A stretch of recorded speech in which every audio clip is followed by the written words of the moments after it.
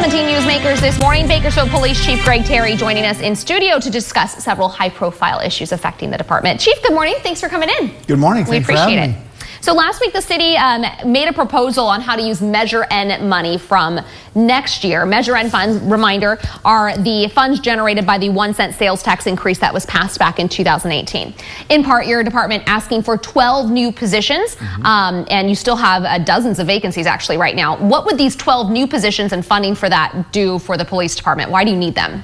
So we did request a total of 12 positions, 4 sworn positions. Those would be police officer positions, 6 civilian staff, and then 2 retirees coming back into the organization to do things that officers are doing now so that officers can go back into the street. We currently have about 45, 49 vacancies, police officer vacancies within the police department, but we also have almost 40 professional staff vacancies as well. So we have a large effort going on to fill our workforce. How are those vacancies? That's a large number. How are they affecting the day-to-day operations? Well, they do, and they affect the most basic need that our community has in response times. When people call us, they expect us to get there, and our desire is to get there as quickly as we can and solve the issue and provide assistance. The staffing, the lack of staffing certainly impacts that. And so these positions, this growth, will help us to civilianize some of these positions. So again, so we can take police officers who are now doing other administrative tasks that professional staff, civilian staff can do, and we're reallocating those sworn staff back into the organization to focus full-time on police issues. The sworn police officer positions that are coming, one is a captain, one is a lieutenant, to really focus on our quality control, oversight, and accountability mechanisms. But then 2 sergeants are going to go directly to the field. One is our organized retail theft unit that was recently created, and we know that our community is being impacted by that on a daily basis. And the other sergeant will be for our impact team, which is really focusing on quality of life and homeless related issues. Okay, but are you having trouble filling these vacancies? I mean, 49 and then 40 and then plus 12 new additional. Are you having trouble getting people and keeping them? Yes. Like every workforce across the country, and certainly in the law enforcement profession, we are experiencing some of those same challenges. I can't tell you, though, how proud I am of the work that has been done over the last 3 years. We've hired over 220 police officers in the last 3 years. The collaborative relationship between human resources at the city and the police department has made some incredible steps forward. Our next academy is going to begin in May, and we're anticipating that we'll have about 40 to 45 positions in there. So we're getting close, we're making progress because our community needs it, and we're grateful for the resources.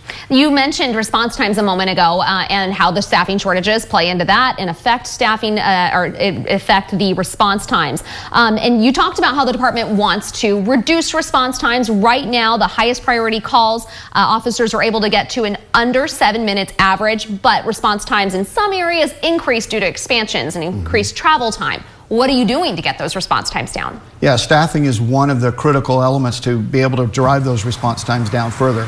To the highest priority calls, we are getting there in just under 7 minutes. We had some improvement last year over 2021, but in other prioritization or other types of calls, our service model is not what our community needs and expects, and so we're working to do that. Some of the professional staff positions, the new ones that we're requesting, again, I talked about civilianizing, that is moving sworn staff back into the streets, back into police officer full-time roles, because again, the cumulative effect of that is become more efficient and ultimately more effective, and we can drive those response times down. The city and county are in talks over a major and expensive upgrade to the 911 communication system. Would that play a role in response times? Yeah, it does, because that is our radio system and how we communicate with each other in emergencies and in routine type of calls. We have a lot of barriers right now where into certain types of facilities, radio communication is very difficult and can delay our response or the sharing of information. So an infrastructure item like that is critical to public safety. What's the possible timeline on seeing that upgrade happen? It's continuing. Work has been ongoing for the last couple of years. I think there'll be some more movement, some significant movement here in the next few months, and then it really is about building and acquiring all of the equipment. Okay, and let's go ahead and talk about one other subject that's really just affecting police departments across the country, and we all hear about it every day. It's the mass shootings in the U.S. 164. According to the Gun Violence Archive, so far this year alone. Of course, there's the high-profile ones like Louisville at a bank where 5 people were killed and a rookie police officer was shot in the head. He's still in critical condition this morning. It seems like every week we hear these heartbreaking headlines. Is it just a matter of time before something like this happens here in Kern County or Bakersfield? I would love to say no, but you know, I don't know what the future will hold. I will tell you, though, that we're ready and we prepare. We have policies in place to train. We direct our officers in both in a policy perspective, but also in training to get to these emergencies as quickly as possible, make assessments, and then enter and stop the threat. You've seen how quickly these things can unfold. And so what I would tell our community is reach out to us, partner with us. If you have a facility, let's work together to develop an emergency action plan, because timing is so critical. You saw in the Nashville one of the school administrators met officers outside, provided keys. That was key for us being able to get into the facility very quickly and stopping the threat, and that's what we're focused on. How do you stop these things before they ever happen? If you see something, say something. It's not cliche. We need to know. That is our opportunity to prevent and intervene. We can get resources, we can evaluate threats, and we do take threats very seriously. We'll meticulously investigate them. But the key is getting the information early, because that's our opportunity to intervene. Yeah, we hear about those threats almost every month at least. We do. All right, Chief, thank you for coming in this morning. We appreciate it. Thank you for having me.